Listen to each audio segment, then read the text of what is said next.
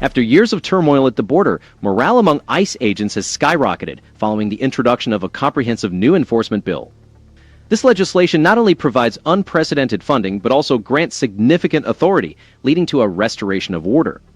Breaking news today. Hello, and welcome to That News Show, where we discuss the latest facts, fakes, and hypocrisy as reported by the legacy media. Let's roll the tape. This bill represents more than just financial support. It's a statement that American sovereignty is a priority once again.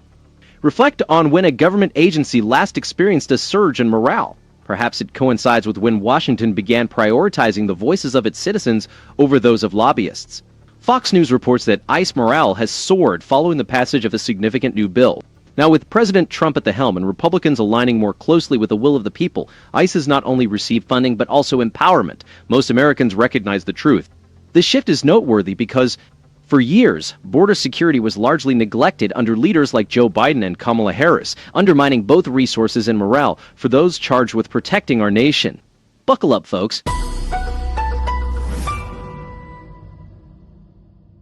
Numbers are lower than they've ever been. The wall is what works. Every Border Patrol official has told me that, and they're going to continue to build it. Now, you've also got to talk about why so many people were released under the Biden years. It's because they ran out of places to hold them. They told us we have nowhere to house them, so we have to release them. Well, we're talking about $45 billion for single adult detention in family residential centers. That's going to be for temporary places, kind of like Alcatraz we hear, where as ICE arrests the criminal migrant illegal aliens into the interior of the country, they'll have a place to put them as they make their way out of the country.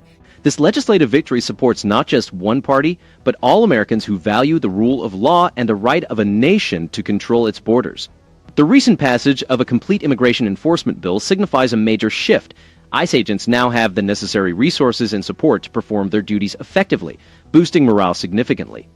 With the right policies, resources, and political will, the United States can secure its borders and restore confidence in its immigration system for future generations. By expanding capacity and establishing secure remote centers, ICE can now enforce the law effectively, prioritizing criminal migrants and those with pending deportation orders. The cancellation of 4th of July celebrations in some cities, due to fears of ICE operations, highlights the depth of anti-enforcement sentiment in certain areas. Republican leadership deserves recognition for advancing this bill, despite substantial opposition from the Open Borders lobby and their media allies. The reality on the ground is clear. When border enforcement is effectively empowered, results follow. Additionally, the significant increase in assaults on ICE officers this year illustrates the hostile environment created by media outlets that often downplay violence and fail to address lawlessness. This approach isn't about cruelty. It's about restoring order and making it clear that the era of catch and release has ended. The backlash from sanctuary jurisdictions and activist groups has been immediate and fierce. This chaos was a direct result of policies that favored political correctness and globalist ideals over national safety and sovereignty. Preventing law enforcement with the right tools leads to tangible results. For too long, globalist interests and elite policymakers have overlooked the concerns of working Americans affected by unchecked immigration, economically, culturally, and socially. The wall is not merely symbolic. It is a practical tool that Border Patrol officials affirm is essential for their operations. Despite past criticisms of barriers being ineffective, the stark reduction in border apprehensions, down by more than 90% since the resumption of construction and military support, speaks volumes. Challenges remain. ICE is under pressure to meet ambitious enforcement targets, and legal challenges against new detention facilities are emerging. Mr. Director, it seems that morale is up. Our friend and my colleague in common, Bill Malugin, getting some reaction from some of your ICE officers saying things like this: let's go. This is long overdue and will give us the resources to ramp it up and give the American people what they voted for. Morale among ICE officers reflects the direct impact of policy decisions on national security. With substantial funding and a clear mandate, ICE agents now possess the necessary tools to fulfill the demands of the American people. Since implementing the new bill, border apprehensions have decreased by over 90%, allowing ICE to concentrate on detaining criminal migrants with outstanding deportation orders. This progress faces opposition. The stark contrast is evident. One party is responding to the needs of ordinary Americans, workers, families, communities, who have long endured the consequences of unchecked immigration. Republican leadership deserves acknowledgement for advancing this bill, despite strong resistance from the Open Borders lobby and their media allies.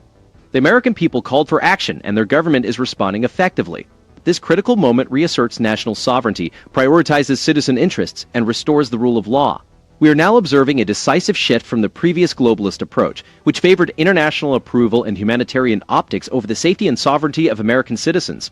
Sanctuary jurisdictions and activist groups have intensified their efforts, spreading misinformation about enforcement priorities and indirectly causing a surge in assaults on ICE officers, increasing nearly sevenfold this year. This is fueled by the irresponsible rhetoric of some local politicians and media outlets, which not only undermines law enforcement morale but also emboldens those obstructing justice. Looking ahead, ICE faces challenges such as meeting ambitious enforcement targets, navigating legal battles over new detention facilities, and countering ongoing misinformation campaigns. The other remains tied to elite interests and ideologies disconnected from the realities of border towns and working-class neighborhoods. Officers have long awaited a complete enforcement bill, recognizing the federal government's previous neglect in adequately resourcing and supporting them. In my career or my lifetime, would I think that we'd see people attacking law enforcement officers for arresting the worst of the worst? With that, what I have to say about these events being canceled, it's ludicrous. Ultimately, the nation is experiencing the effects of a decisive policy shift that prioritizes the safety and sovereignty of American citizens over the agendas of globalist elites and activist politicians. The boost in morale among ICE agents reflects what can be achieved when law enforcement is properly resourced, respected, and empowered. Fox's coverage could improve in areas such as scrutinizing ICE's logistical challenges, including persistent budget overruns and the difficulty in meeting deportation targets. Despite the challenges and strong opposition, this is a critical moment of realignment that prioritizes the interests of ordinary Americans and moves away from past policy failures. While Fox excels at exposing the failures of previous administrations and the risks associated with these policies, a more complete approach would provide a fuller understanding.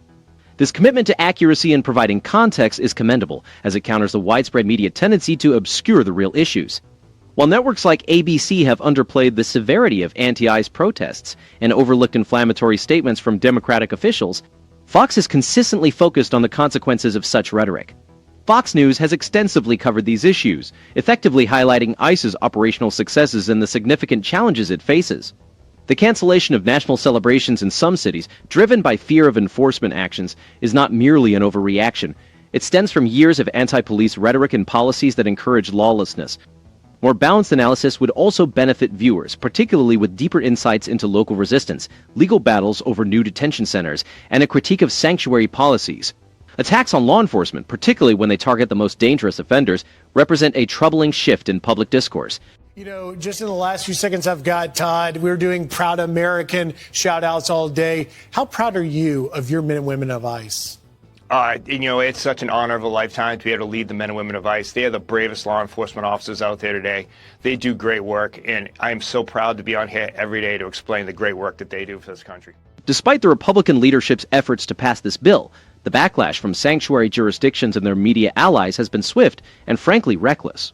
This achievement not only boosts law enforcement morale, but also secures a victory for every American family concerned about safety, the rule of law, and economic stability in their communities. The economic benefits, the restoration of order, and the renewed sense of national pride all confirm that when American resolve is matched with adequate resources, the results are undeniable. The dedication and courage displayed by the men and women of ICE exemplify the positive outcomes when law enforcement is adequately resourced and respected. The dramatic increase in assaults on ICE officers, up nearly sevenfold this year, is a direct result of inflammatory rhetoric from certain Democratic officials who have politicized law enforcement for their gain. This hostile environment not only endangers officers, but also undermines the rule of law and encourages violations of our nation's immigration policies. The contrast is stark. On one side, there is a party that addresses the genuine concerns of working Americans by prioritizing security, jobs, and community stability. Following years of neglect and hostility from the previous administration, which compromised our border security and demoralized our officers, the enactment of this complete enforcement bill represents a significant shift. On the other, a party influenced by globalist interest and elite donors willing to compromise national sovereignty for ideological reasons. When border security is compromised, it is the American worker who suffers, facing stagnant wages and diminishing job opportunities as illegal labor undercuts the market. Their success is America's success, and their sacrifices should be respected, not politicized. The American public recognizes this. They understand that strong borders and robust law enforcement are essential for a secure and prosperous nation. The bill allocates over $100 billion through the end of the decade, translating into new American jobs, from construction crews building advanced barrier systems to tech specialists developing surveillance and biometric tracking tools. Now, with a more than 90% reduction in border crossings and an empowered ICE, local economies are poised for recovery and growth. Can you believe this? Currently, morale at ICE is at an all-time high because our law enforcers finally have the support they deserve. This victory extends beyond party lines. It is a triumph for every citizen who believes in the defense of our nation. After years of open borders and empty promises from career politicians, we are now witnessing real leadership, a leadership that prioritizes sovereignty, order, and the rule of law. The previous administration, led by Joe Biden and Kamala Harris, seemed more focused on appeasing global elites than on protecting American families. What do you think? Give us your thoughts below, plus don't forget to like and subscribe. We'll be back with more soon.